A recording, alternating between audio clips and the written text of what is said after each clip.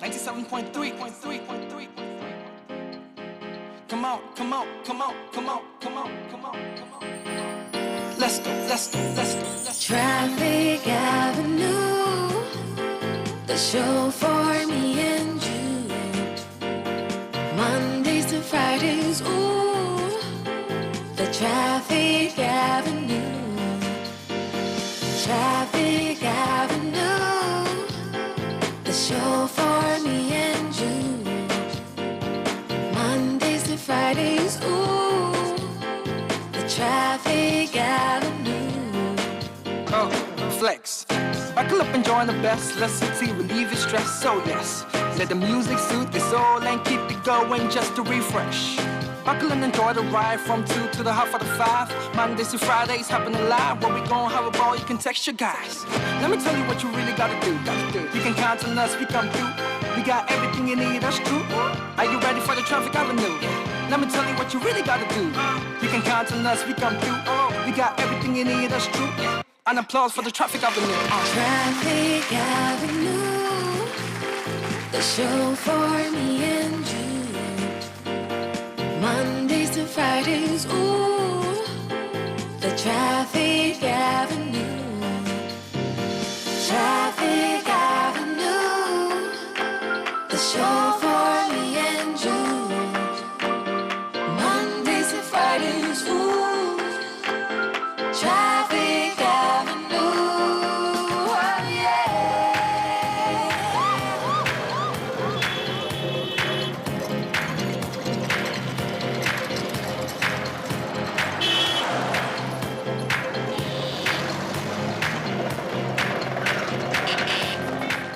Detailed news, unparalleled coverage.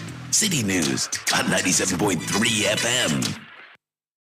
Eyewitness News. Be there as it happens. City News.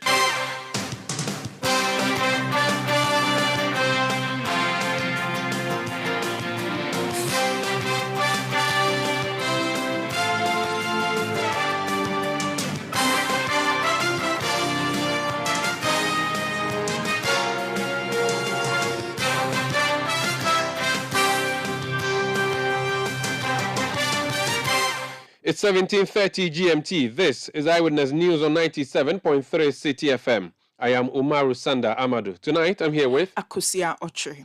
And coming up over the next 90 minutes. As the Vice President just did, is it yesterday? I mean, these things should not be tolerated.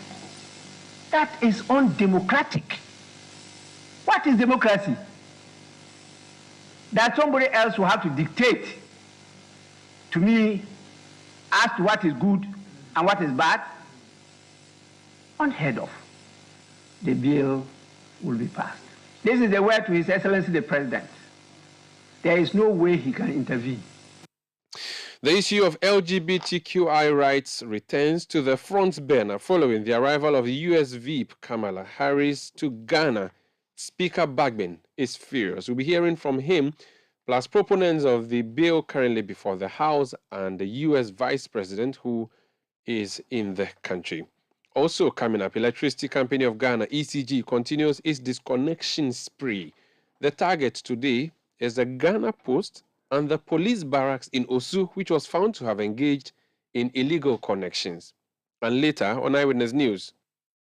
They need for us to do continuous medical check.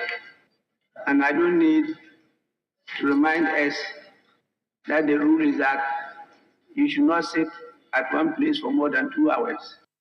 The advice from the number 3 gentleman of the land to Ghanaian members of parliament following the sad death of the Kumewu member of parliament today.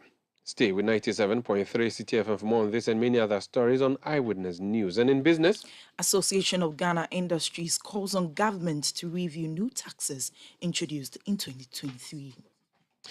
Stay with 97.3 Citi FM for more on this and many other stories on Eyewitness News. The show is live across Ghana on a number of affiliate stations. We are around the globe on citinewsroom.com. The show is interactive. Do send us your views using the WhatsApp number 0549 986 996 0549 986-996. You can send tweets using the hashtag Citi Newsroom, tweet at Umaru Sanda or at Citi973. Globally, we are on citinewsroom.com, we are on YouTube, we are on Facebook. This is Eyewitness News coming to you from number 11, Dr. Martin Loop in Adabraka in Accra. President Nana Addo Akufo-Addo is in the United States of America. But that's not the big news. The big news is that Kamala Harris, the Vice President of the United States, is in the Republic of Ghana. Again, that may not be the big news. The big news is that yesterday when she met with Ghana's president at the Jubilee House, a question was asked by a journalist with the New York Times, which question borders on LGBTQ rights. And the comments that were made there have generated lots of reactions. Let's hear the response that was given by the US Vice President at the Jubilee House yesterday in Accra when she was asked by the New York Times journalist a question relating to LGBTQI. Listen. And let me be clear about where we stand. First of all, for the American press who are here, you know that a great deal of work in my career has been to address human rights issues, equality issues across the board, including as it relates to the LGBT community. And I feel very strongly about the importance of supporting the freedom and supporting and fighting for equality among all people, and that all people be treated equally. I will also say that this is an issue that we consider, and I consider, to be a human rights issue, and that will not change. So that's Kamala Harris, Vice President of the U.S. She's in Ghana. She's currently in the Central region. We'll be touching base with the team that is covering her to understand what she's been up to over there.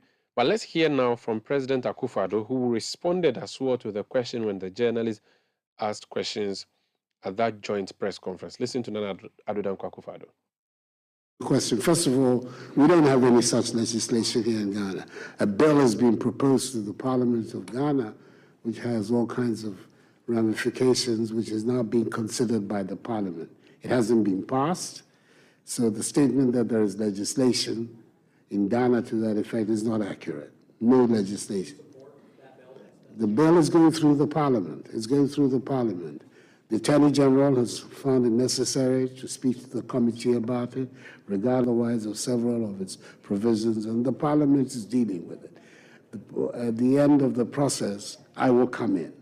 But in the meantime, the Parliament is dealing with it. And I have no doubt that the Parliament of Ghana will show, as it's done in the past, first of all, its sensitivity to human rights issues, as well as to the feelings of our population, and will come out with a responsible response to the proposed. The legislation was a legislation that has been provided as a private member's bill.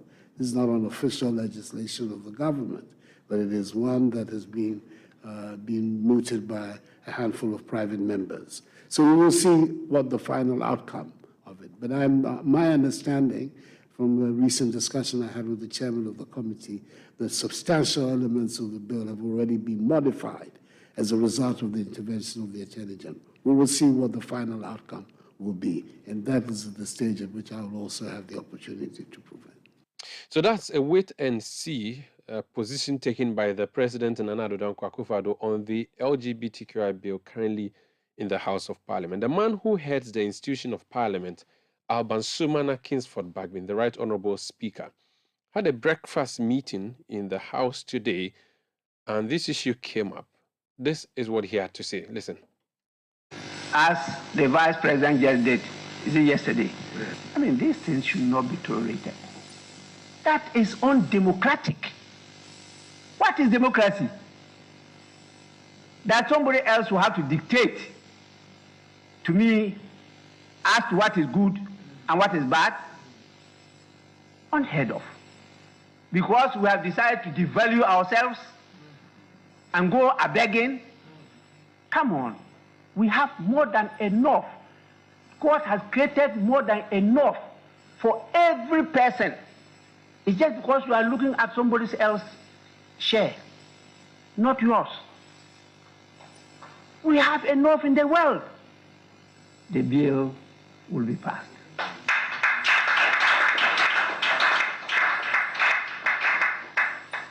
This is the word to His Excellency the President. There is no way he can intervene. That answer he gave. That is now before Parliament. And when he gets to a stage that he will come in. Hey, please.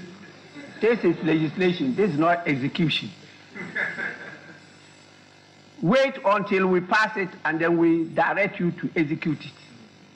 That is why you come in. That is why we are representatives of the people. So in terms of law, which is part of policy, we finalize it. And then the executive now have the authority to implement it, to execute it. Let's get this clear. Once this bill is before here, he is not in charge. I am in charge. We need to legislate. Our friends just passed their law in Uganda. We may not go the way they have gone because our constitution is very clear as to the direction we should move. And so we'll be guided by that. Because if we pass any law against the constitution, it's unconstitutional. So we have to do that. And so what are you afraid of? If you have the whole people behind you, if God is with you, who can be against you? And if God says, please go into the wilderness, multiply and fill the world. That is God giving you that command. If somebody says, please, don't multiply, how can that person be strong? I don't only speak this way in Ghana. Even at the last meeting we attended in IPU at Bahrain, anybody who listened to my speech, there were sentences on this matter. Luckily, maybe because it's a Muslim country, they applauded me.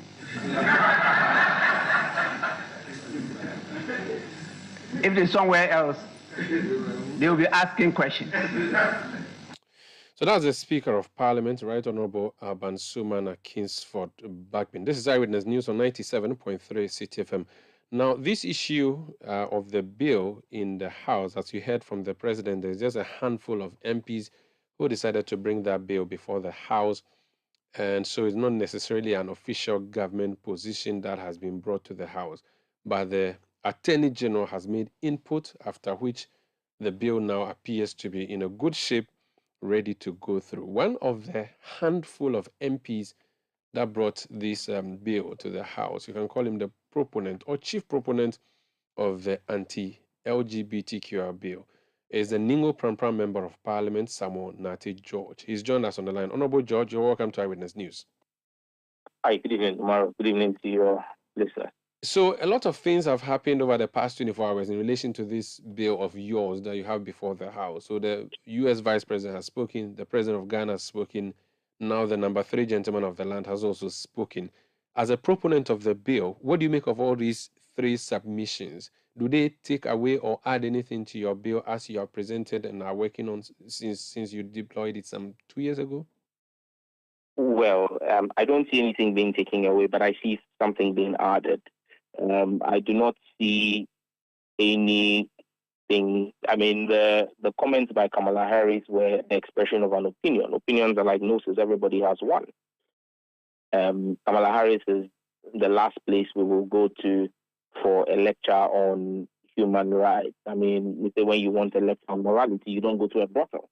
And so the U.S. Vice President is the last person to be giving lectures on human rights. Her record and the record of her government on human rights is appalling, and not one that Ghanaians will want to learn anything from. President Akosua, on the other hand, lost the golden opportunity to take a stand, like his predecessors had done, to make clear Ghana's unequivocal position on the issues of LGBTQ. He chose to beat around the bush and try to distance himself from the bill and say, oh, it's not my bill, it is a bill by a handful of members. Well, a handful of members have presented this bill, and Parliament will pass it, and we will demand of him to execute it and sign it into law. So whether he calls it a bill by a handful of persons or not, and whether he tries to distance himself away from it, his Attorney General, who is the chief legal advisor and basically lawyer to the president in his capacity as president of Ghana, Dr. Dami, has contributed to the bill and has eventually given the bill a pass by his standards. So it will suggest that the government's position on the bill is that it supports the bill. So for the president to run away from his own government's position is a worrying and sad spectacle on the international stage. Now, what is added to the bill is what happened today. The comment by the Right Honourable Alban Sumana Kingsford Bagbin, the fact that he made a bold call and a bold decision that this bill will be passed, and that we are not going to be cowed by the undemocratic comment of the Vice President of America. I mean, the American people should be coming to Ghana to learn a few things from our parliament when it comes to issues of lawmaking, because we would be in a very good position to help them with a private members bill, help their members of Congress, for example, pass legislation on gun control to avoid the senseless killing of innocent children, like we saw yesterday, barely 2 hours after Kamala Harris's unsolicited opinion. We saw gun violence that killed 3 young children and 3 teachers in an American school. Gun violence is a human rights issue that should be looked at closely by Kamala Harris and her boss, Joe Biden. And we as Ghanaian Parliament will be willing to help them draft a bill because we see that that's an area in which they lack the expertise. And so for us, and for me as a sponsor and my colleagues sponsors, we are buoyed by the Speaker's reassuring words and the fact that we know that the overwhelming majority of the Ghanaian people, be they Christians, Muslims, or traditionalists, are fully behind this bill. And as president, he must always remember that his fidelity to the 1992 Constitution, he swore an oath to uphold, not the opinion of a vice president who comes into another country and behaves in a very hypocritical and undiplomatic manner.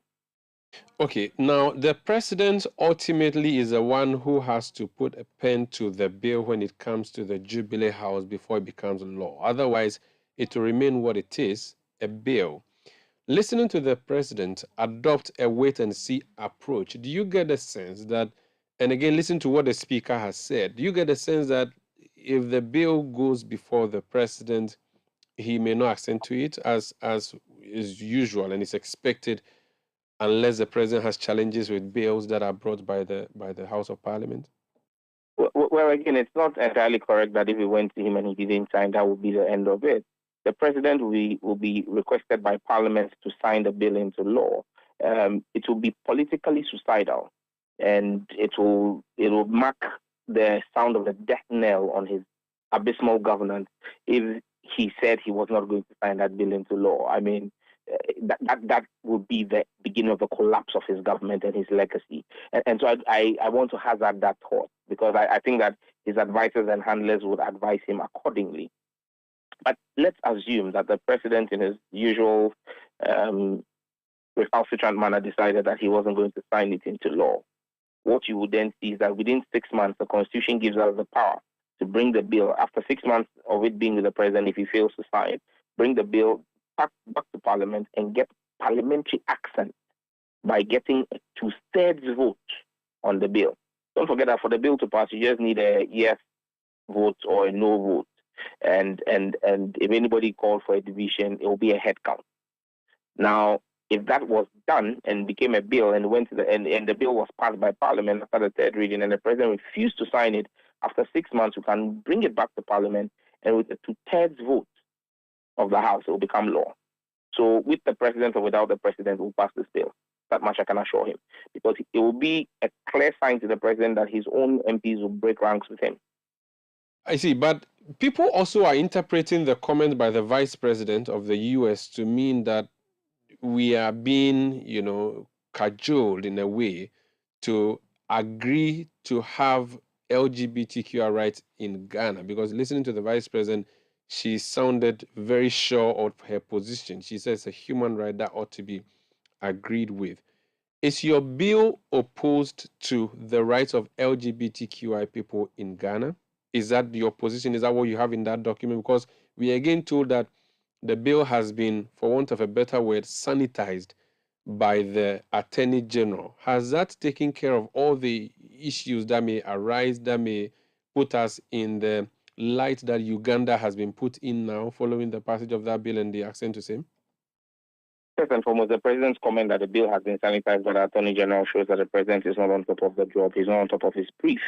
Because when the Attorney General met with the committee, that meeting lasted less than an hour, because everything the Attorney General had raised in his memo had already been dealt with by the committee and members of the sponsors of the bill. So when the Attorney General came, every issue he raised, we just told him, look, we've dealt with this and this is how we've dealt with it. And he says, I'm comfortable with it. So it was less than an hour's meeting. So the Attorney General did not sensitize the bill. The Parliament Committee on Constitutional, Legal and Parliamentary Affairs worked with the sponsors to streamline the bill. The object and intent of the bill have not changed. All the critical issues we put in there remain there. The issues of legislative drafting that were taken care of by way of amendment by the committee, and we have respected those and taking them out. And so when the president says the bill has been watered down, the president doesn't know what he's talking about, first and foremost. Then on the issue of whether Kamala Harris was cajoling us, we're in this stage simply because of the recklessness of our own government. I mean, we are literally begging someone to go and beg someone else for us to beg the IMF to give us money. I mean, we're having to beg someone to beg someone to beg someone to give us money. That's where we find ourselves because of the recklessness of our own government. And that's what will give them the temerity. But again, like I said, it's the hypocrisy of the American government. The American government is simply behaving like a coward, like a bully on a school park who looks for weaker people and attacks them. You would have expected that the American government would have taken a tough stand against Qatar during the World Cup, and even taking a stand to say that because the Qataris have a much tougher stance. Don't forget that in our bill, the longest punishment or the stiffest punishment in our bill is 5 years of imprisonment. In Qatar, the slightest punishment for homosexuality is death. Death, complete death, not imprisonment, death. Yet Americans did not find it appropriate to express their misgivings and place sanctions on the Qataris. They actually allowed their male football team to go and play there and ask their citizens to observe Qatari laws whilst in Qatar as supporters. The Americans sell weapons, military hardware to Qatar in excess of $1 billion every year.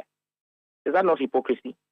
The Americans have the Saudis as one of their biggest trading partners. The Saudis have death as a punishment for homosexuality. Why are they not issuing threats to them? Why are they coming to Africa to try and issue threats here and behave like an overbearing big brother? But again, like I said, it's because of weak leadership. We have put ourselves in this position because of weak leadership. But again, it just smacks of the hypocrisy of the American state and what their so-called foreign policy is. Moving forward, when next are we going to hear from the House of Parliament on the bill? And what is the expectation, or what are the next steps for a bill that is brought before the House? And this is without prejudice to whether the bill will be passed or not. But what are the next steps? So the bill is currently, there are 3 stages of a bill. When the bill is presented, after for a private member's bill, let me just take you back. We submitted to the Speaker. He referred it to his legal office. They checked if it met all the requirements of the Constitution for a private member's bill, especially that it didn't impose financial costs on the consolidated fund. And then after that, a warrant was issued for us to proceed. That was sent for Gazette for 14 days. After the Gazette, it came back. Then it was presented on the floor of the House for first reading. After that, it was referred by the Speaker to the Constitutional, Parliamentary and Legal Affairs Committee. We have had a series of meetings with them. We've gone through what you would normally call winnowing and the back and forth, and amendments have been proposed. Some amendments proposed by the committee are supported by the sponsors. Some are not. Some will be subject of debate on the floor. And when that report is laid, which we hope should be laid this week before Friday, if that report is laid, it will then lead to the House having the second reading of the report or of the bill. The second reading of the bill will then engage the consideration of the amendments that have been filed by the committee, and then any other subsequent amendments that any member of Parliament will want to file to the bill. Those amendments will be debated and voted upon. And once that is done, we're done with the second reading. Then there will be the third reading of the bill, which is basically ceremonial to announce that the bill is passed. So I anticipate that by Friday, we will have this report laid.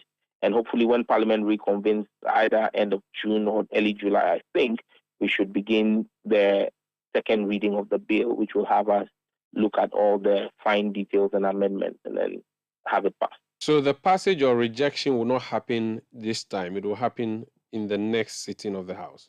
In all reality, it's impossible for us to debate the report and debate all the amendments in the next 72 or 96 hours. It's practically impossible. The House is going on recess? Yeah, our timetable, we are supposed to rise on Friday. As if that will happen, we are yet. But if you read a business statement from last Friday, the House is supposed to rise in a day on Friday. Thank you so much for speaking to us. Pleasure's mine. That's Honorable Samuel Nartey George, is MP for Ningo Pram Pram. This is Eyewitness News on 97.3 Citi FM. We are coming to you from our studios in Adabraka in Accra. There's more on Eyewitness News if you stay with us for more coming up after this break. Eyewitness News. Be there as it happens.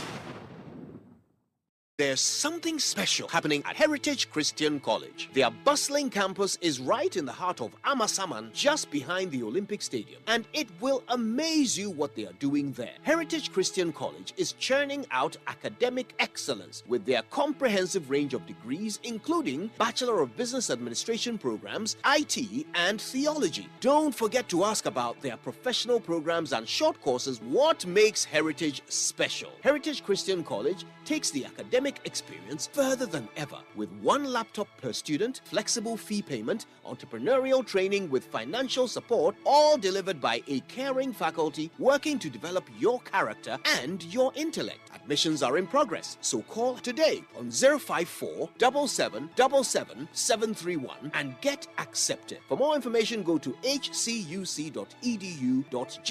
Heritage Christian College, a university educating compassionate entrepreneurial leaders. One Ghana, pit. Just one Ghana, for the phone, one Ghana. Yo, bro, I beg, make you give me correct shock absorber. Or make a do video concept, then take the Gaussian P for the engine show you. Hey, yawa Umaru. Every morning you the tear calls, they browse. Actually, something they there. Hey, Tago, the way town make hot. I go best one if you po. If it be you where you get Vodafone one Ghana promo them out 20 minutes talk time to call all networks where you start get data and 1 gig from 5 a.m. to 11:59 a.m. Bye. How can you go do pass me safe, Ankasa? You dial star 530 hash. Make we enjoy. You go fit subscribe as many times as you want. Yes, plantain chips. Yo, sweet Ama, take this by Vodafone one Ghana bundle. Moku vibe plus video calls and taste. You catch the vibe. Early morning, 5 a.m. sharp. Vodafone. Further together. Let your voice be heard on Eyewitness News on Facebook at facebook.com/Citi97.3, Twitter at twitter.com/Citi973, and Instagram at instagram.com/Citi973 with the hashtag Eyewitness News. You're welcome back to Eyewitness News on 97.3 Citi FM. We are coming to you from our studios in Adabraka in Accra. Let me bring some of the messages that you've been sending through. Nana Opoku from Esuom says it will only be human rights in the USA and not Ghana. Ghanaians, that is Christians, Muslims, and traditionalists, will never and ever allow anyone who wants LGBTQ. This is what happens if you don't have leaders who can decide for themselves, but has to be directed by someone who knows nothing about your country. Zuta Intema says, these are the kind of leaders that we need in this country. Thank you, Mr. Speaker. Thank you once again, Mr. Speaker. Fiamongo Inabo says, so can't President Akosua do the needful by telling the U.S. Vice President that we are Africans and he cannot be seen promoting LGBTQI in Ghana? Daniel Atia in Dansuman says, good evening, Umaru. Kudos to our Speaker of Parliament for speaking his mind on the LGBTQ issue. He has won my admiration forever. Anapena Neku says, good evening. I know the world will come to an end, but Akosua will facilitate it with his actions. He should come clear on this LGBTQ issue. This is Eyewitness News on 97.3 Citi FM. Let's go to Parliament now, to the sad story there. Akosua has a story. The Speaker of Parliament, Alban Bagman, has stressed the need for members of Parliament to prioritize their health by undergoing regular medical checks. This follows the death of the Member of Parliament for Kumewu, Philip Basua. The Speaker indicated that the deceased lawmaker collapsed in Parliament on Friday and was rushed to the hospital but was pronounced dead this morning. The Speaker of Parliament, Alban Bagman, made this known while announcing the death of the MP to the House. The need for us to do continuous medical check, and I don't need to remind us that the rule is that you should not sit at one place for more than 2 hours, myself inclusive. And so please, when I'm suspending the House, you should understand. The Speaker should not be on the chair continuously for more than 2 hours. It's unhealthy. He came to the House and he was strong. At least he was ready to come in to vote. And whilst we were haggling, he just collapsed. And here we are now. You know, immediately you are no more. The people start thinking about replacing you. I made it clear at Formina when we went for the funeral of one of our former colleagues. I met the constituents wearing the T-shirt of the aspirants, not of the late member of parliament. And I recall saying there, that if ever happened to me, which will not happen, and you did that and came to my funeral, I will take you away. Don't worry, it won't happen, so I won't take any of you away. So please, let's take our health seriously. So that's the Speaker of Parliament, Aban Sumana Kingsford Bagbin, talking about the sad death of the Honorable Philip Basua, MP for Kumewu. His brother is Solomon Basua, and he's joined us on the line. Mr. Basua, you're welcome to Eyewitness News. Thank you. Our condolences to you and the family for the loss of your brother. How and when did you hear about the death of your brother? Hello. How and when did you hear about the death of your brother? I heard the speaker saying my brother collapsed in Parliament. That is far from the truth. My brother went to Parliament on Thursday and returned home, went to sleep. Friday morning, the houseboy was expecting him to wake up around 8 o'clock. Didn't see him. 9 o'clock, 11 o'clock, 12 o'clock, he started calling him, no response. And he went out and called some people to break his door. When he got in, my brother was on his bed, collapsed. That is what happened. And he took him to the hospital. They admit him at Kolebu. And when they were voting, I was in Kumasi. The boy called and said, your brother is sick and it's serious, so you should come. So I flew to Accra and went to Kolebu. And in fact, when I saw my brother, his situation was hopeless. That is what happening, and we did what we could until yesterday, 8:59. That is what happened. We've heard that before he was taken to Kolebu, he was taken to other health facilities. Do you have confirmation for that? They took him to Lekma and the laboratory at Cantonment before they took him to Kolebu. So that's Uracare at Cantonment, correct? Yes, please. Why did they move him from Lekma to Uracare to Kolebu? Do you know why? I was told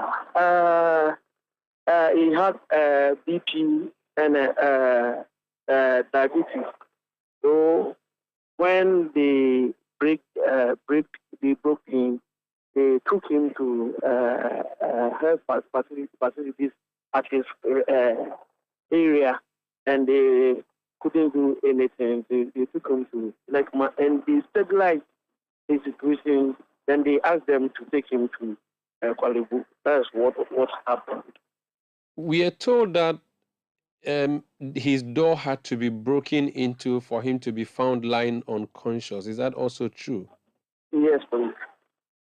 All right. There's another report that he was actually brought to the House of Parliament to come and vote in an ambulance. What is the fact in relating to that?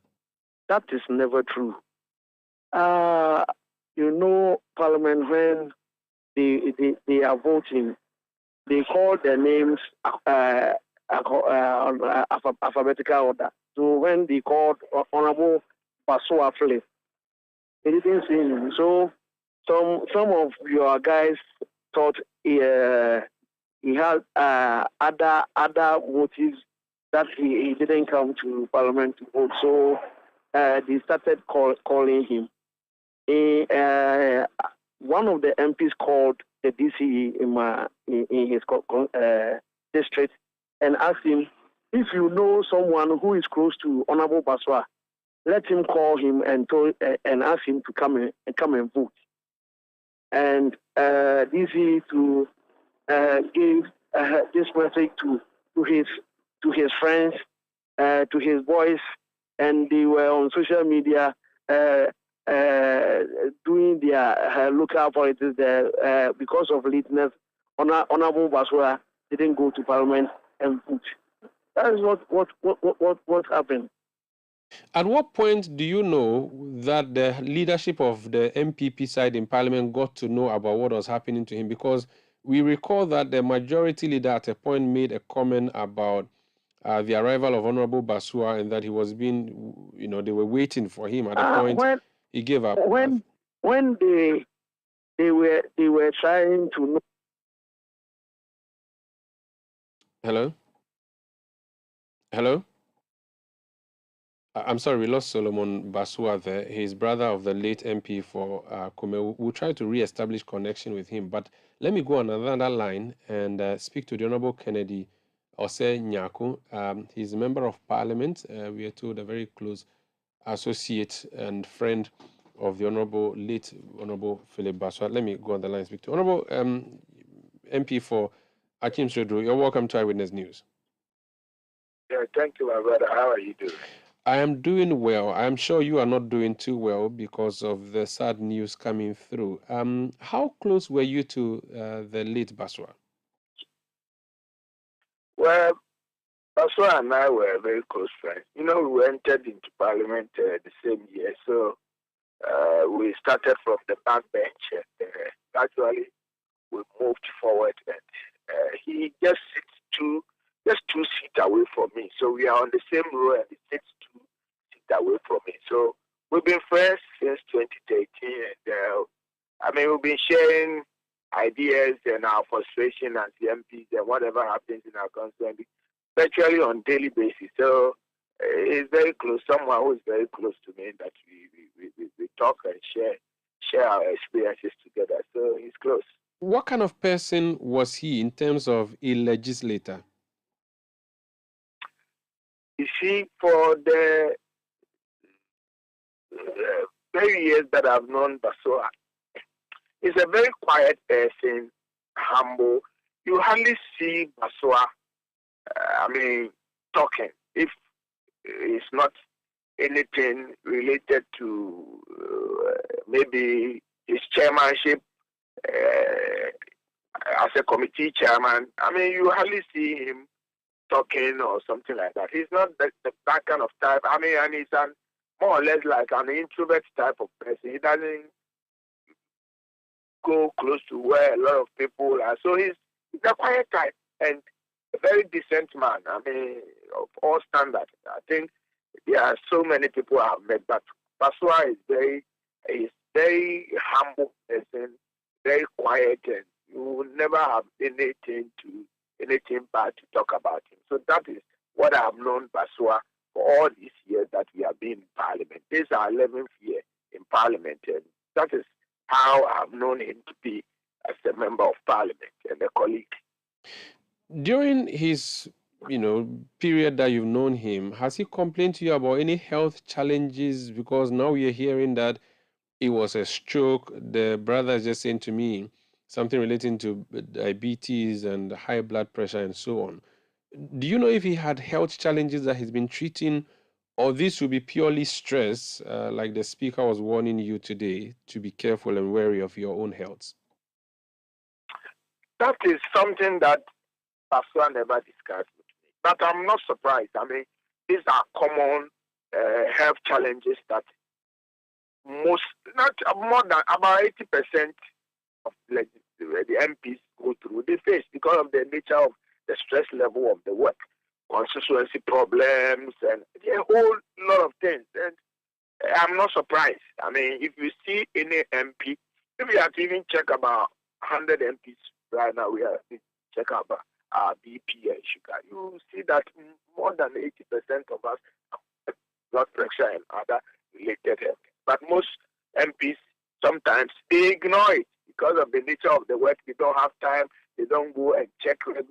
Even if they put them on medication, sometimes they forget to take their medication because they don't, I mean, it's like they don't have time for themselves. So these are the difficulties that, I mean, the problems that some MPs go through. So though Philip did not discuss some of or whatever health challenges that he was facing with me, but it is not surprising to me because I know it's a common thing that most MPs go through because of the nature of the job, that with the stress level that most of them have developed BP and other related. So I mean that is a very sad part of the issue. What would you miss most of your friend? Well, I mean, you see, sometimes when it comes to, we normally, I mean, because he hardly he's not that kind of, he hardly comes out freely to be talking to colleagues and all those. So anytime I have the opportunity, I try to tease him that are you, when we are going to sit down, boys to even crack some bottles, you don't go, you don't do this. Why? What gives you your happiness and all those? So I've been worrying him with that kind of stuff. That if you start having fun, you start having fun and stop those. I mean, and we'll just be playing around, and I mean, you'll be telling me, you are not correct. You are not correct. Leave me alone. I mean, these are the things. Anytime I see him, that is what I normally joke with him about. I don't know. I mean, his death is so tragic and shocking to many of us. So it has become a bit difficult to put words together. But I think he will be remembered for his calmness, his humility, and affability. I mean, these are the few words that I know that I will remember. I remember my friend Philip well. Yes. My condolences and our condolences to you, and thank you for speaking to us. And you do take care of yourself as well, Honorable. Thank you. I will. That's Honorable Kennedy Ose Nyako. He's MP for Akim Swedru. He is a close friend, or was a close friend, of the now late MP for Kumewu, the Honorable Philip Basua. This is Eyewitness News on 97.3 Citi FM. We are coming to you from our studios in Adabraka in Accra. We are on the globe on citynewsroom.com. Earlier, we were hearing from his brother Solomon. Unfortunately, we are unable to reconnect with him. We can now hear, though, from members on the majority side, the MPP MPs, who are expressing shock over the demise of their late colleague. I must admit that the whole of Parliament, as I speak with you, is to listen at the news of our brother, friend, and father, Honorable Philip Basua, is the MP for Kumewu in the Ashanti region. It is with deepest sorrow that we receive early this morning the passing of our friend. This, in no doubt, is going to leave us devastated. We can only pray for strong souls. Currently, as I speak with you, Parliament is down by one person, not just the majority caucus, but the whole of Parliament. And Ghana is in shock. We are praying that the family and the whole parliamentary family finds peace, so we can all console the family of our MP. This is very unassuming, very gentle person, somebody who never announced his presence until he's called. Very down to earth. I think he came to Parliament in 2012, so he's not new in Parliament. Everybody liked him. Everybody respected him because he respected everybody. We would miss him.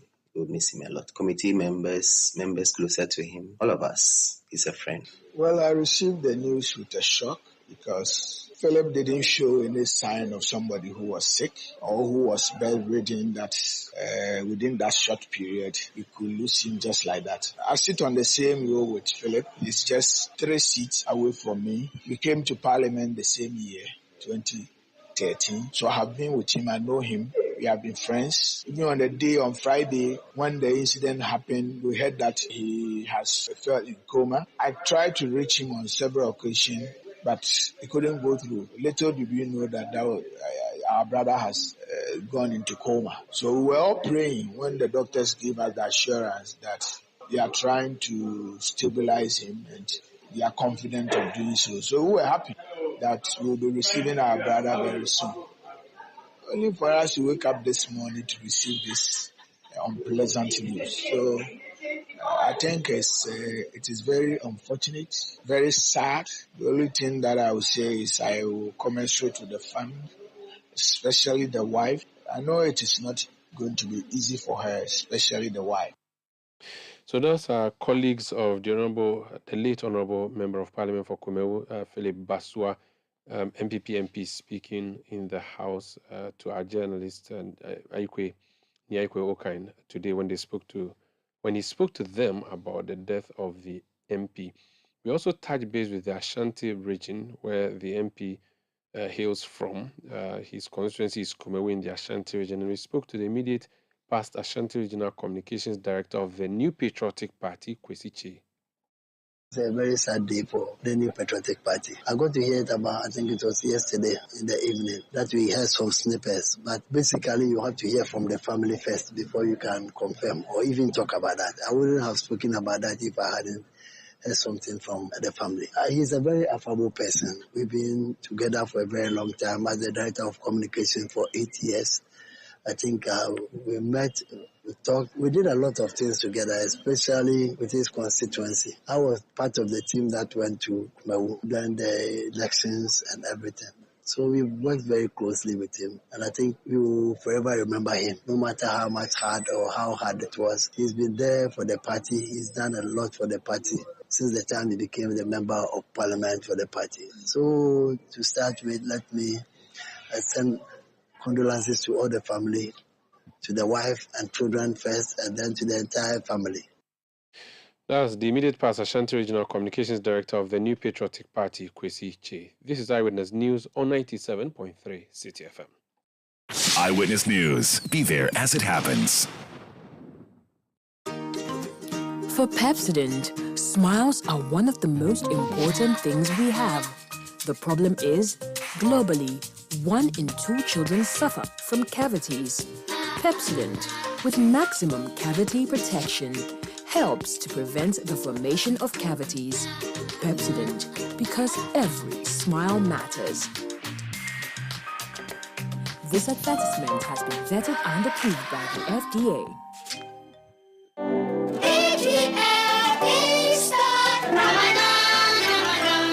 Haven't you heard? EGL's Ramadan Easter promotion. Dear customer, Assalamu alaikum. Ramadan Kareem. Electroland Ghana Limited is offering you quality products from Samsung, Toshiba, Nasco, and Media. Choose your choice. Media AC, Samsung AC, Nasco AC.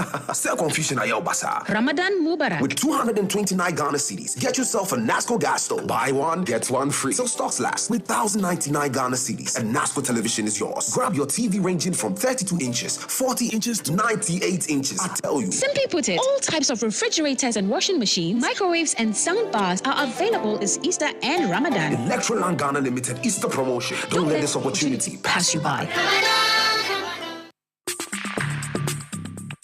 Let your voice be heard on Eyewitness News on Facebook at facebook.com/Citi97.3, Twitter at twitter.com/Citi973, and Instagram at instagram.com/Citi973 with the hashtag Eyewitness News.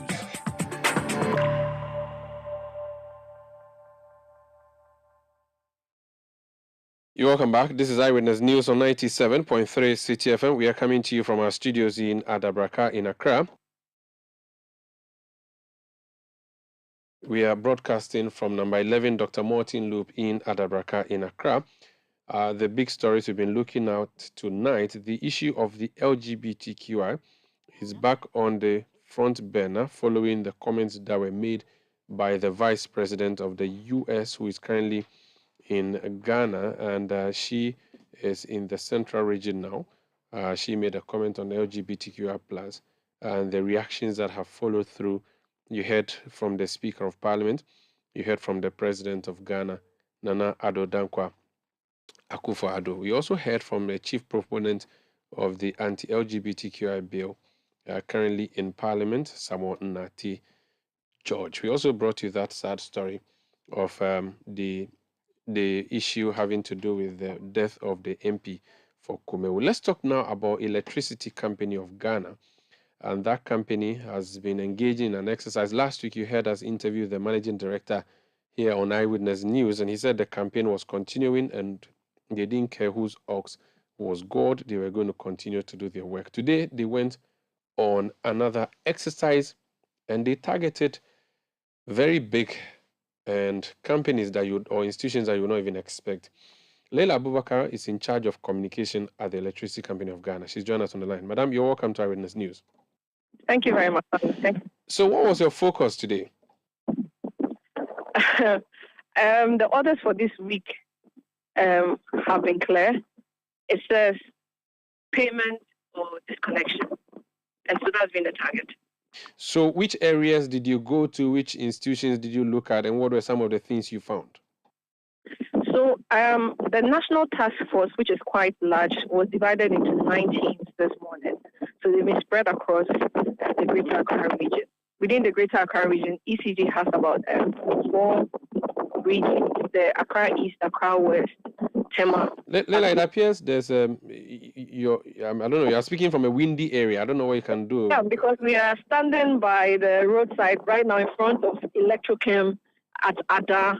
We've just finished an operation, and when the call came in, and so I'm walking towards. Okay, so the sea waves are causing problem, but just turn your back to the waves for me so that it will help us. Thank you. So you can continue with your narration while you do that. Okay. So, like I was saying, the task force, the National Task Force, has been divided into a number of teams, and they've been given list of companies to deal with. And so I've been with a team in Ada, but I've been keeping up with the rest of the teams in the region and across our operational regions. So let's look It's been very eventful. So let's look at what you have done with the team that you are with in Ada. Then we talk about the things that happened in Accra, the major ones. So what are some of the key places you went to in Ada? What were some of the things you found? How big were the figures that we are discussing? So in Ada, we were hoping to cover at least 10 companies, but unfortunately, we haven't been able to do that. We went first to a company belonging to a gentleman, a businessman called Kemat. He owns the Kemat Hotel. He has another facility that is like a recreational bar area, and he has I think it's a fish store, a cold store they call it. And he owed about 220,000 Ghana cedis. And when we arrived, he wasn't around, and so we went ahead with the disconnection from the source. And then we proceeded to a farm, a banana farm, where they owed about 150,000 cedis. They had settled part of the bill last week, but we were asked to go for the rest of the money this week. They weren't able to pay until we disconnected them from source as well. Then we went to Fossil, which is the fish farm, also disconnected them for owing about 120 to 150,000 cedis. They have, some of these companies have more than 1 meter, and so you'd have to do an addition of all the costs and debts on these meters to ascertain. So I'll be giving you rough figures, not exact numbers. Yeah, so that's fine. The company owed about 150,000, and we disconnected them. And then we headed straight to Electrochem Songo, which is a salt manufacturing company, and they owe over 300,000 cedis. We got to the gates and they wouldn't allow us in. Apparently, that's what our regional officers have been going through for several months now. And so we have just disconnected them from source as well. So that's what's been happening in Ada. What about Accra? What's the update that you received? Well, Accra has also been interesting. Top on the list is the incident that happened at Ghana Post, where our team was there to retrieve an amount of 89,000. And when they weren't able to get the amount, they had to disconnect them. I think things didn't go well, and the staff were prevented from leaving the premises of the Ghana Post Office in Accra. But later on, they were allowed to leave. Ghana Post still hasn't settled the bill yet, so I think they are still off. So you mean the Ghana Post head office, as in Ghana Post Office head office in Accra? In Accra, yes, please. And when you say they didn't let your men leave or a team leave, they what? They locked them up? I wasn't there, and so I cannot say in what manner in which they were prevented. But if the gates were open, I'm sure they would have left because they wanted to leave. I'm sure the gates were shut, and they probably prevented them physically from entering their cars and driving off. So I received a call to intercede, and then I think a few minutes later, they called to say they had been released. When your people do the disconnection, is there any way that the institution that has been disconnected can reconnect, or you are the only ones who can come back and do the connection? Yes, it's supposed to be only us who have the authority to reconnect. But there are other people who have gone to electrical school and they have some good knowledge. And so sometimes they're able to get people to reconnect them. When we find out that you have connected yourself back to the grid, we take you through a procedure. However, this time, we don't want that incident to happen, where when we disconnect you from the meter, it's fairly easy to reconnect. So now we are disconnecting you right from the source, which is the pole that supplies you electricity. We take the source line and then we take a few other feeders and then we leave. Let's talk about the last place, and the irony will not be lost on anyone listening to us, that your team found illegal connection happening at a police barracks. Share more, please. So the team was there to serve notice to the Osu police station and barracks. I think the administration block had a bill of about 40,000, and then the barracks had a bill of about 60,000 in total. And so we weren't intending to disconnect them. We're just serving them notice to make the payment or come to us so that we have an arrangement and then pay for them to pay the bill. So while they were on the ground, they realized some of the lines looked irregular. And so they traced and later found out that 3 of the blocks had been connected directly to the grid without passing through our meters. And that was when they sounded an alarm. In that case, we have no option but to disconnect. And so that was what happened. Educate me, but do police barracks pay for power? I thought these are part of some government institutions that may be exempt, or they are supposed to pay through an indirect means. Every government, I do not know how the police pays. They are supposed to pay their own bill. But I don't know if they have an arrangement with maybe a financial institution within the government system to make payments. But if their name is on our list, then it means that they're supposed to pay us the money. They owe us money, more or less. So who is paying, really, we cannot say. But the police is on the list, and so we went there. So that police, and we weren't going to disconnect them. But that police barracks now, they will be sleeping in Doomsor tonight. 3 of the blocks, 3 out of the 12 or so blocks there would be in darkness. Thank you for speaking to us, and we wish you all the best on your campaign and a safe journey back to Accra. That's Leila Abubakar. She speaks for the Electricity Company of Ghana, ECG. This Eyewitness News on 97.3 Citi FM. Business News is up next. Please stay. Let your voice be heard on Eyewitness News on Facebook at facebook.com/Citi97.3, Twitter at twitter.com/Citi973, and Instagram at instagram.com/Citi973 with the hashtag Eyewitness News. Get the details. Every significant financial transaction, every market movement, and all the policies that affect your business. Citi Business News. Be informed. Time now for Citi Business News and Eyewitness News, proudly brought to you by your most comprehensive business news website, citibusinessnews.com. I am Akosua. Let's settle for the details. The Association of Ghana Industries says it is optimistic it will get some of the taxes introduced in the 2023 budget reviewed before they are passed by Parliament. The association is expected to meet with the finance minister later today over their concerns of being overburdened by the current tax regime and the need to relook at some of these policies, especially as new ones are anticipated to take effect. Parliament is expected to pass the Income Tax Amendment Bill, Excise Duty and Excise Tax Stamp Amendment Bills, as well as the Growth and Sustainability Level Bill soon. Speaking to Citi Business News, Greater Accra Regional Chairman of the Association of Ghana Industries, Chunam Akpelo, stressed the need for government to create a conducive environment for local entities to thrive. If the hen that is laying the golden egg is the one being targeted and killed, obviously we cannot survive in such societies. So our prayer to government is that there are many other ways of dealing with the matter. There has always been an issue around property taxes. There are a lot of houses in Ghana who barely pay tax. Our view is that they should explore this other mechanism of raising revenue. There are many, many more ways of dealing with the issue, which includes government looking at its own expenditure levels.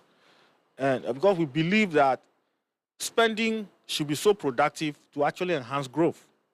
And we want government to look into its own spending to ensure that it complies with growth agenda and all of that. So we really look forward to an exciting engagement, and hopefully some of these reliefs we are seeking will be granted. Greater Accra Regional Chairman of the Association of Ghana Industries, Chunam Akpelo. Let's still stay on these three new tax bills because the Ghana Union of Traders Association, GUTA, has expressed confidence that Parliament will heed to calls by the business community to reject the bills being introduced by the Akosua government. Business communities have opposed the move, lamenting that the numerous levies will further burden the already distressed business communities. Speaking to Citi Business News, National President of GUTA, Dr. Joseph Obeng, said the taxes in question will have a rippling effect on businesses. Members of Parliament and all that, and we have a great deal of confidence in them, and we know that they are rational beings who listen to the plight of their constituents. In this case, we are their constituents, are the business community and all that. And they do not represent themselves. And we know that they understand the fact that they represent the interest, the generality of Ghanaians. And that it will not serve their interest if they do anything that will not go well for Ghanaians as a whole, especially the business community. That is the engine of growth that we all admit. And so I believe that they are going to take this in good faith, dissect the issues, evaluate it, and put it in proper perspective, and do the needful. I believe they will do that. If they do not do that, I'm not expecting that they represent themselves. Parliament does not represent themselves, they represent the people of Ghana. And that, there are certain taxes or laws that have been passed that the power of the people have made the reverse of it.